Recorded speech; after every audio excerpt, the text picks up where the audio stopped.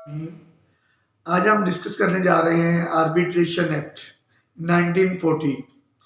जो लॉ में minor acts हैं, माइनर एक्ट्स में कुछ सब्जेक्ट्स हैं जो छोटे छोटे एक्ट्स हैं, उनमें सबसे पहले हम डिस्कस कर रहे हैं law of arbitration 1940। Arbitration basically है क्या? आर्बिट्रेशन का पर्पस ये है कि ये एक ऐसा रेफरेंस है जिसमें दो पार्टीज एग्रीमेंट करती है कि in the case of dispute वो डिस्प्यूट जो है वो थर्ड पार्टी के पास लेके जाएंगी जो कि इम्पार्शियल होगा और उसका जो भी डिसीजन होगा वो दोनों पार्टीज के लिए बाइंडिंग होगा और वो उस पर अमल दरामद करेंगे। आर्बिट्रेशन इस चीज को कहते हैं। आर्बिट्रेशन का बेसिक जो पर्पस है, आर्बिट्रेशन दो किस्म से हो सकती है, एक तो with the intervention of court और दूसरी है विदाउट इंटरवेंशन ऑफ कोर्ट। एक में कोर्ट मुदाखलत कर सकती है, उसकी इजाजत के साथ आर्बिट्रेशन होगी, और दूसरी में कोर्ट जो है वो मुदाखलत नहीं करेगी, दोनों पार्टीज उस पर एग्री होती हैं, तो वो जो भी अवार्ड देता है उसको हम अंपायर कहते हैं, आर्बिट्रेटर कहते हैं, जो थर्ड पार्टी है। तो वो जो भी एक है या एक से ज्यादा है, तो जो भी मेजोरिटी का डिसीजन होगा वो बाइंडिंग होगा, और अगर उसमें कोर्ट इंटरवेंट नहीं करती तो वो विदाउट इंटरवेंशन ऑफ कोर्ट जो है कंसीडर होता है। इसका स्कोप जो है वो बहुत ज्यादा है। बेसिक पर्पस जो है इसका, एम और स्कोप जो है वो बेसिकली बहुत हाईली है, इसलिए कि कोर्ट्स में बहुत ज्यादा केसेस ऑलरेडी पेंडिंग पड़े हुए हैं और लोगों के पास लिटिगेशन जो है वो बहुत ज्यादा है, टाइम कंज्यूमिंग है, फिर उसके बाद जो है वो मनी कंज्यूमिंग है, बहुत सारी चीजें जो है वो इन्वॉल्व हैं। तो इसलिए इन चीजों को मद्देनजर रखते हुए 1940 में जो है वो आर्बिट्रेशन एक्ट जो है वो इंट्रोड्यूस करवाया गया। अब जो इसका बेसिक पर्पस है, इसका जो एम, इसका रेट्रोस्पेक्टिव जो इफेक्ट है, वो इफेक्ट जो है वो बाकी लोगों के, बाकी जो लॉज हैं उन पे नहीं बढ़ेगा। ये जो है जो पेंडिंग ऑलरेडी पेंडिंग रेफरेंसेस हैं उनमें ये चीज शामिल नहीं होगी, तो लिहाजा वो ऑलरेडी पेंडिंग रहेंगे। ये सिर्फ उन्हीं पे इफेक्ट करेगा जो कि पार्टीज एग्री करती हैं। अब इसका जो है ऑब्जेक्टिव क्या है? फर्स्ट इसका ऑब्जेक्ट क्या है कि एक्सपेंडिशियस रिलीफ देना। फौरी रिलीफ है, दो पार्टीज हैं आपस में लड़ती हैं, प्रॉब्लम होता है, डिस्प्यूट अराइव होता है, बजाय इसके कि वो कोर्ट में जाएं, केस फाइल करें और मजीद जो है वो जो कॉम्प्लिकेशंस में पड़े, तो इसमें यह है कि वो उस पार्टी के पास जाएंगे जो उन्होंने डिसाइड की है, वो अवार्ड डिसाइड करेगी और उसके बाद उनका जो प्रॉब्लम है वो सॉल्व हो जाएगा। इसका एक पर्पस ये भी है कि प्रॉलोंग नहीं किया जाएगा। केसेस में, कोर्ट्स में जो केसेस हैं वो बहुत ज्यादा प्रॉलोंग हो जाते हैं, तो इसका पर्पस ये है कि इन चीजों को प्रॉलोंग नहीं किया जाएगा। वो थर्ड पार्टी जो है, जो अंपायर है या आर्बिट्रेटर है, वो दोनों पार्टीज को सुनेगा और डिसाइड कर देगा। इसका एक और पर्पस ये है to consolidate the law and arbitrator. Consolidate करना लॉ को, क्योंकि जो आर्बिट्रेटर जो फैसला करेगा, जो अंपायर फैसला करेगा, वो कानून को मद्देनजर रखते हुए करेगा, उन लिमिट्स में रह के करेगा। कोई भी वो इलीगल डिसीजन नहीं दे सकता, इमोरल डिसीजन नहीं दे सकता, कोई भी ऐसा अवार्ड जो है वो नहीं देगा।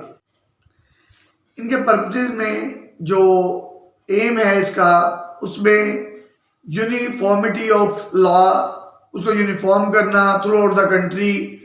इसके अलावा जो डिफरेंसेस हैं पार्टीज के अंदर, दो पार्टीज हैं, कोई डिफरेंस आ जाता है तो उसको रिमूव करना आर्बिट्रेशन का पर्पस है, इसका एम है। इसके अलावा लिटिगेशन को कर्टेल करना, बहुत ज्यादा मुकदमात ना हो, मेन जो इसका पर्पस है, मेन थीम ये है। और उससे सबसे बड़ी बात ये कि चॉइस ऑफ द पार्टी।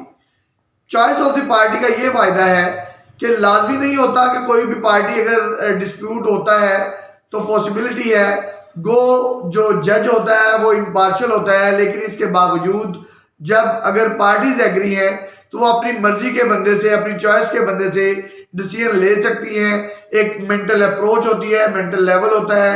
अगर वो उस चीज पे एग्री है, जैसे पहले जो पंचायत का था, वडेरों का जो सिस्टम है, इन सिस्टम में परे पंचायत में लोग जो है उस चीज को ज्यादा बेहतर समझते हैं बजाय इसके कि वो लिटिगेशन में जाए।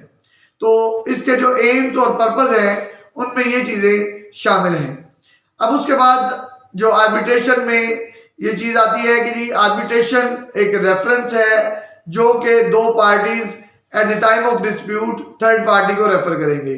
अब जो अंपायर है या आर्बिट्रेटर है उसको हम अपॉइंट कैसे करेंगे, उसका तरीकाकार क्या है, ये भी हम डिस्कस करते हैं। For the appointment of umpire और आर्बिट्रेटर जो आर्बिट्रेशन एक्ट में सेक्शन 8, 12 और 20 डील करता है। जो सेक्शन 8 डील करता है वो कहता है जी आप जो कोर्ट है वो अपॉइंट कर सकती है अंपायर या आर्बिट्रेटर इनिशियली भी या सब्सिक्वेंटली भी। अब इन तमाम चीज़ों के लिए ज़रूरी ये होता है आर्बिट्रेटर अपॉइंट करने के लिए कि पार्टीज के दरमियान जो एग्रीमेंट हो वो आर्बिट्रेशन हो। एक एग्रीमेंट आर्बिट्रेशन एग्रीमेंट होना ज़रूरी है, तो उसके बाद कोर्ट जो है वो अपॉइंट कर सकती है। अब यहाँ पे कोर्ट कैसे अपॉइंट करेगी, उसके लिए ज़रूरी है कि एक वैलिड आर्बिट्रेशन एग्रीमेंट है, उसके बाद जो उसमें प्रोविजंस रखी गई हैं उस एग्रीमेंट में कि 1, 2 या 3, 4 जितने भी हैं वो आर्बिट्रेटर अपॉइंट किए जाएंगे और in the case of dispute वो डिसाइड करेंगे या अवार्ड करेंगे। तो उसके बाद वो डिसीजन जो है वो उसको पाबंद होंगी तमाम पार्टीज। उसके बाद उन इश्यूज पे डिफरेंस आ गया है, पार्टीज में डिस्प्यूट आ गया है, तो उस सूरत में जो है वो अपॉइंटमेंट होगी। लेकिन डिस्प्यूट आने के बाद पार्टीज जो कि बाउंड थी आर्बिट्रेटर को अपॉइंट करने के लिए वो फेल हो गई हैं, वो किसी वजह से नहीं कर पाई विद इन 15 डेज, तो उस सूरत में कोर्ट जो है वो एक आर्बिट्रेटर अपॉइंट करेगी। ये था इनिशियली। अब सब्सिक्वेंटली क्या है कि ऑलरेडी एक जो है वो आर्बिट्रेटर था, एक या एक से ज्यादा। अब किसी वजह से वो नहीं है, क्यों नहीं है, या तो वो मर गया है या उसने रिफ्यूजल जो है वो कर दिया है, रिफ्यूज कर दिया है कि मैं आप लोगों के मामलात में नहीं पढ़ूंगा, या उस सूरत में कि वो रिमूव कर दिया गया है, उसकी जो अथॉरिटी को रिवोक कर दिया गया है, वो इनकैपेबल हो गया है। अब इनकैपेबिलिटी जो है वो हम बाद में डिस्कस करेंगे। इन तमाम सूरतों में जो है वो अपॉइंट किया जाएगा उसको, और अपॉइंटमेंट के बाद वो डिसाइड करेगा। अब प्रोसीजर क्या होगा, प्रोसीजर का तरीकाकार ये है कि फर्स्ट प्रोसीजर उस वक्त है कि विद इन 15 डेज अगर पार्टीज फेल हो जाती हैं या किसी भी बंदे पर एग्री नहीं हो पाती, या जिन पे एग्री हुई थी वो आर्बिट्रेटर बनने को तैयार नहीं है, तो कोर्ट जो है वो आर्बिट्रेटर डिसाइड करेगी, अंपायर डिसाइड करेगी। ठीक है। अब उसमें एक एप्लीकेशन जो है वो कोर्ट को दी जाएगी, कोर्ट उस एप्लीकेशन पे हेयरिंग रखेगी, दूसरी पार्टी को सुनेगी और दूसरी पार्टी को सुनने के बाद जो है अंपायर डिसाइड करेगी, अंपायर को अपॉइंट करेगी। अब जो उसकी पावर्स है, जो आर्बिट्रेटर की पावर्स वही है जो कि एग्रीमेंट में डिसाइड हुई है, जो कि ऑलरेडी है। अब इसकी पावर के लिए एक सेपरेट हम उसको भी डिस्कस करेंगे। इसके अलावा जो सेक्शन 12 है, 12 का सब सेक्शन 2 ये सब्सिक्वेंट अपॉइंटमेंट करता है।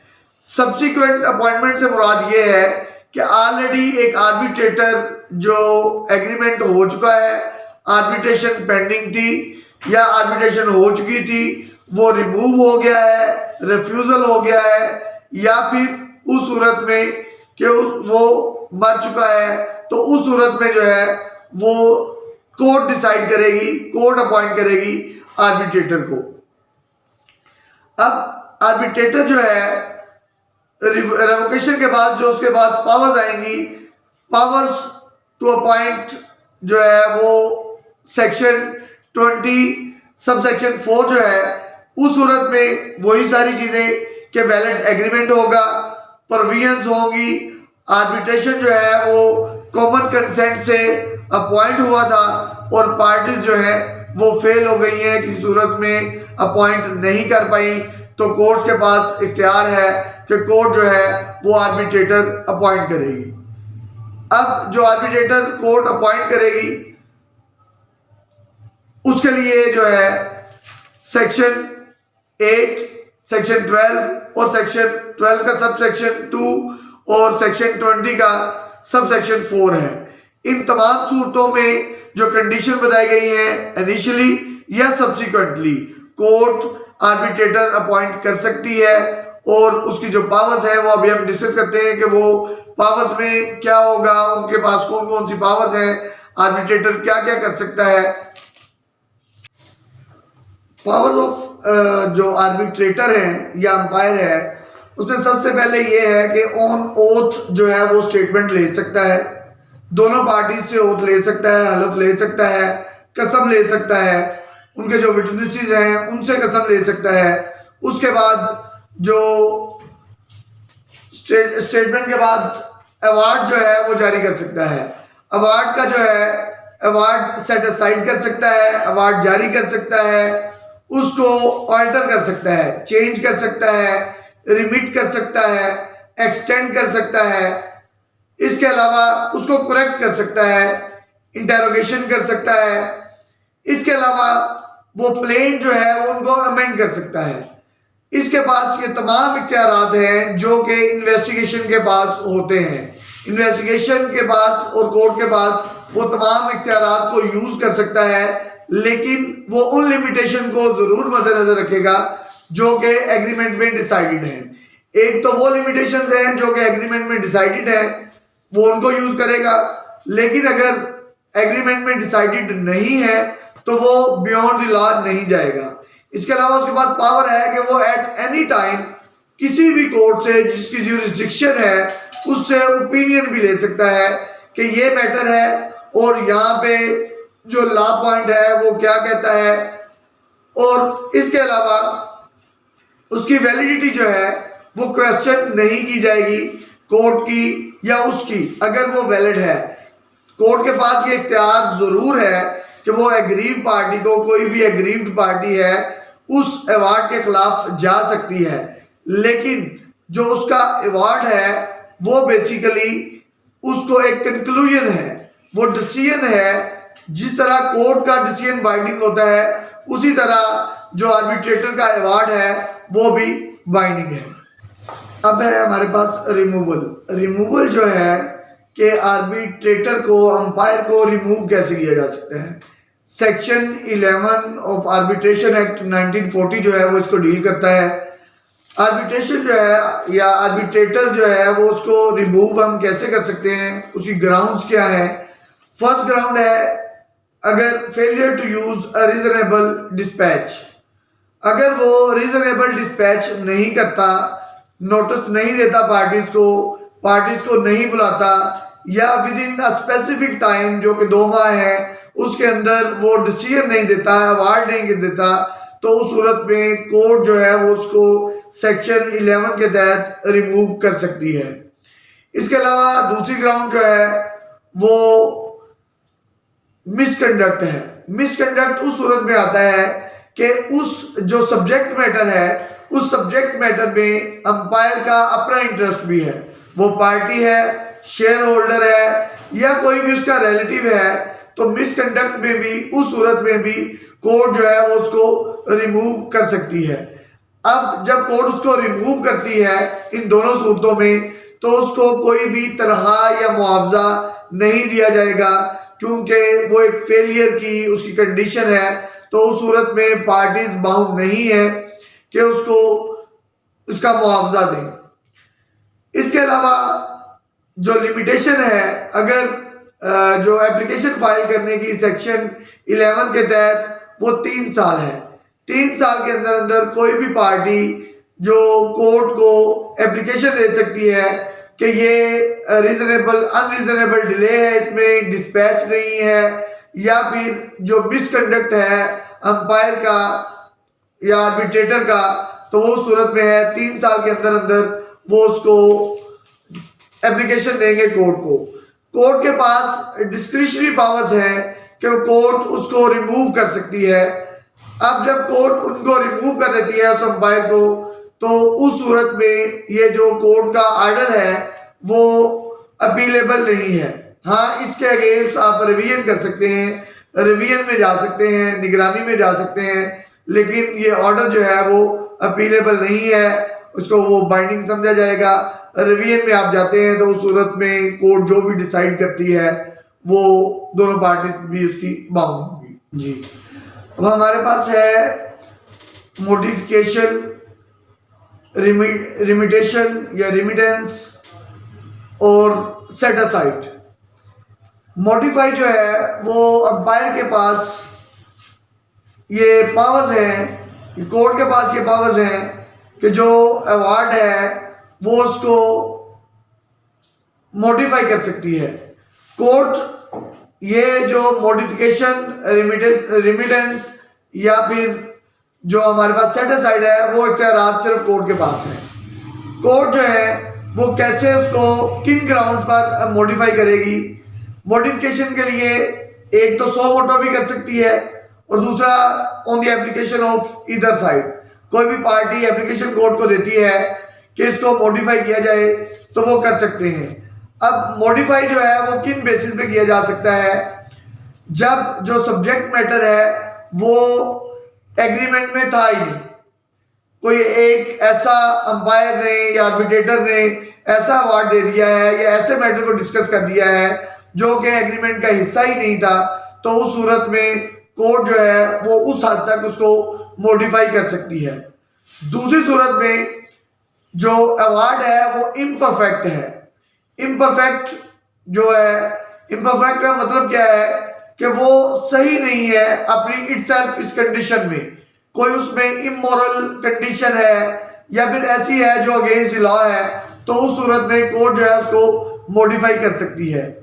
इसके अलावा अगर उसमें कोई क्लैरिकल मिस्टेक है तो उस सूरत में भी कोर्ट जो है वो उसको मॉडिफाई कर सकती है सेक्शन 15 के तहत, सेक्शन 15 ऑफ आर्बिट्रेशन एक्ट 1943। अब इसमें अगर इसके अगेंस्ट आप अपील में जाना चाहते हैं तो 30 डेज का टाइम है। 30 डेज में आप इसके अगेंस्ट अपील में जा सकते हैं, लेकिन उसमें जो आपने अपील करनी है उसकी जो डिस्कशन है वो सिर्फ और सिर्फ मॉडिफिकेशन की हद तक की होगी। इसके अलावा अगर हम रिमिट करते हैं, रेमिटेंस है, कम करना है, तो उस सूरत में भी कोर्ट के पास इख्तियारात है, तरीकाकार वही है, 100 मोटो भी कर सकते हैं या फिर on the application of either party.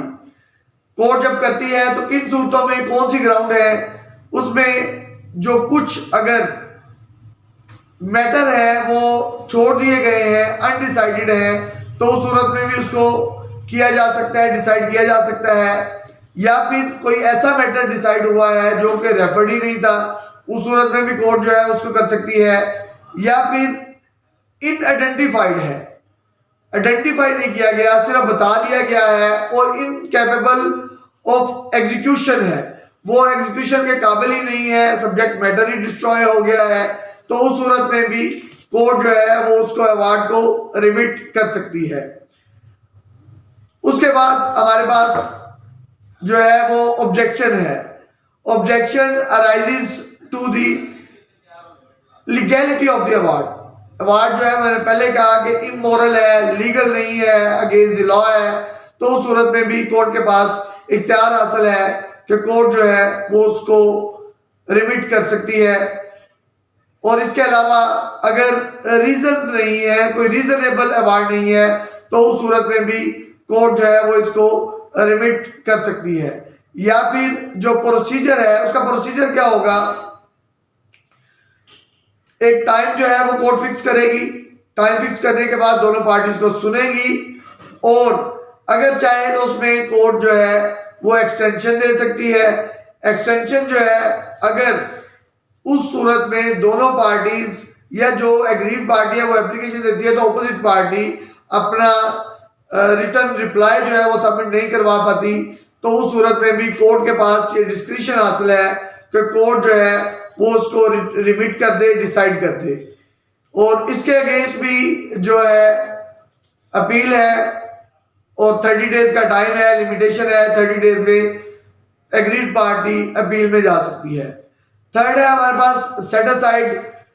Set aside का मोड वही है, सो मोटो या on the application of either party.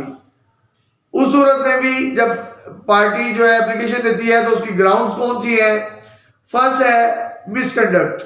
अगर हमने पहले जो उसमें रिमूवल में भी कहा था, अगर कोई आर्बिट्रेटर या अंपायर उसका अपना इंटरेस्ट शामिल है और वो मिसकंडक्ट करता है तो उस सूरत में कोर्ट जो एग्रीड पार्टी है वो एप्लीकेशन देती है कोर्ट को, तो उस सूरत में कोर्ट के पास ये इख्तियार हासिल है, डिस्क्रिशन हासिल है कि कोर्ट जो है उस अवार्ड को सेट असाइड कर दे।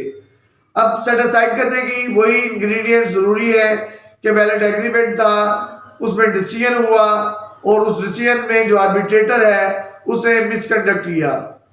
सेकंड जो ग्राउंड है वो प्रोसीजर मिसकंडक्ट है कि प्रोसीजर में उन्होंने मिसकंडक्ट किया है, तो उस सूरत में भी जो पार्टी के पास कोर्ट के पास इख्तियार हासिल है कि उसको सेट असाइड कर दे, या फिर खुद किसी पार्टी ने वेव कर दिया है, उन्होंने जो उनके पास इख्तियार था कि वो आर्बिट्रेटर को किसी भी सूरत में किसी भी नोटिस पे वेव कर सकते हैं, रिमूव कर सकते हैं, उन्होंने कर दिया, लेकिन इसके बावजूद अंपायर ने अपना डिसीजन दे दिया, तो उस सूरत में भी कोर्ट के पास इख्तियार हासिल है कि वो उसको सेट असाइड कर दे। उस सूरत में अगर कोर्ट खुद सुपरसीड कर लेती है, ये भी एक ग्राउंड है कि कोर्ट कहती है कि नहीं वो मैटर को खुद देखेगी। कोर्ट देखती है कि ये पब्लिक इंटरेस्ट का मैटर है या पार्टीज में मैटर जो है वो कॉम्प्लिकेशंस में जा सकता है, तो कोर्ट खुद इंटरफेयर कर लेती है और इंटरफेयर करने के बाद या पार्टी एप्लीकेशन दे देती है, तो कोर्ट जब खुद मैटर को सुपरसीड कर लेगी तो उस सूरत में भी ये सेट असाइड हो जाएगा। इसके अलावा ग्राउंड जो प्रोसीडिंग है वो बिकम इनवैलिड। इनवैलिड कब होगी? जब लॉ को फॉलो नहीं किया जाएगा, तो उस सूरत में प्रोसीडिंग अगर इनवैलिड होती है तो इस सूरत में भी कोर्ट उसको सेट असाइड कर सकती है। इसके अलावा भी कोर्ट के पास इख्तियार है कि वो कोई और ग्राउंड अगर रीजनेबल समझती है कि इसको सेट असाइड किया जाए, तो कोर्ट के पास पूरे इख्तियारात हासिल हैं कि कोर्ट उसको सेट असाइड कर दे। अब ये है हमारे पास किस तरीके से कोर्ट जो है वो उसको रिमिट कर सकती है, सेट असाइड कर सकती है, या फिर उसको उसमें आर्बिट्रेशन में करेक्शन कर सकती है, या आप कह सकते हैं कि उसको जो है वो मॉडिफाई कर सकती है। तो ये 3 तरीकों के बाद हमारे पास नेक्स्ट है कि किस तरीके से जो पेंडिंग सूट्स हैं उनमें आर्बिट्रेशन जो है वो कैसे की जा सकती है। पेंडिंग सूट्स में भी हमारे पास जो है वो प्रोविजंस हैं, सेक्शन 12 है, सेक्शन 20 है, 21 है, 22 और 25 तक है, 23, 24, 25 तक आर्बिट्रेशन का।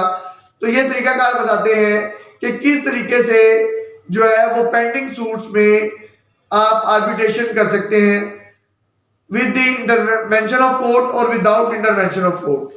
अगर दोनों पार्टीज पेंडिंग सूट्स में अगर ये समझती हैं, इसी तरीके से आपको पता है कि अभी रिसेंटली हाई कोर्ट ने एडीआर कोर्ट्स बनाई थी, अल्टरनेट डिस्प्यूट रेजोल्यूशन जो है, तो उसमें पेंडिंग सूट्स में अगर दोनों पार्टीज कहती हैं कि हमारे जो मुकदमात है, हमारा जो केस है, हमारा जो डिस्प्यूट है वो एडीआर में ले जाया जा सकता है, वो उस पर एग्री हो जाते हैं, तो उस सूरत में वो एडीआर के पास कोर्ट भेज देगी और पेंडिंग सूट में, और उस सूरत में वो जो डिसाइड करते हैं, उस सूरत में ये जो जज ही होता है वो ही आर्बिट्रेटर होता है।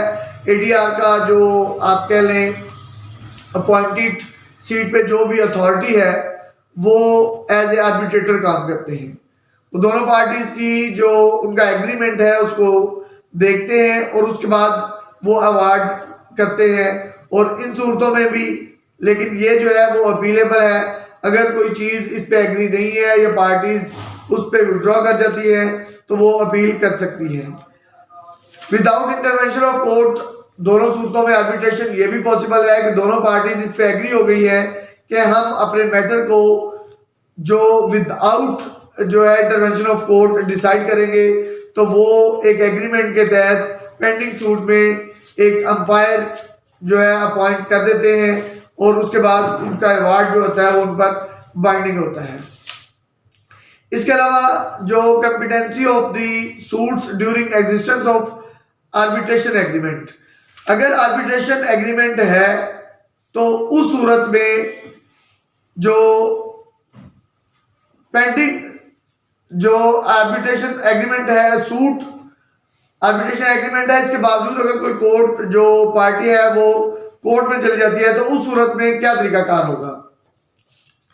आर्बिट्रेशन एग्रीमेंट का हमने पहले डिस्कस किया कि दोनों पार्टीज उस पर एग्री होंगी, लॉफुल होगा और वैलिड जो है वो सब्जेक्ट मैटर होगा, उस पर आर्बिट्रेशन जो है वो हो सकती है।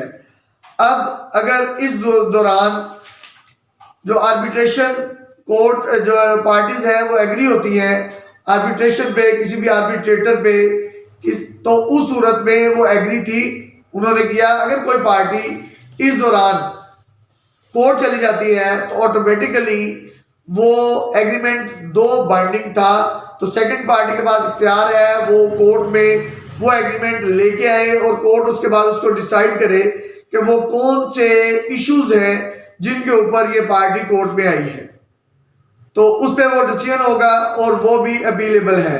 अगर कोर्ट उसको डिसाइड करती है तो वो एक अपीलेबल ऑर्डर है और उसको इस तरीके से जो है वो आर्बिट्रेशन कंप्लीट है। और ये तमाम चीज़ें जो है वो आर्बिट्रेशन एक्ट में हमारे सामने है। बहुत शुक्रिया।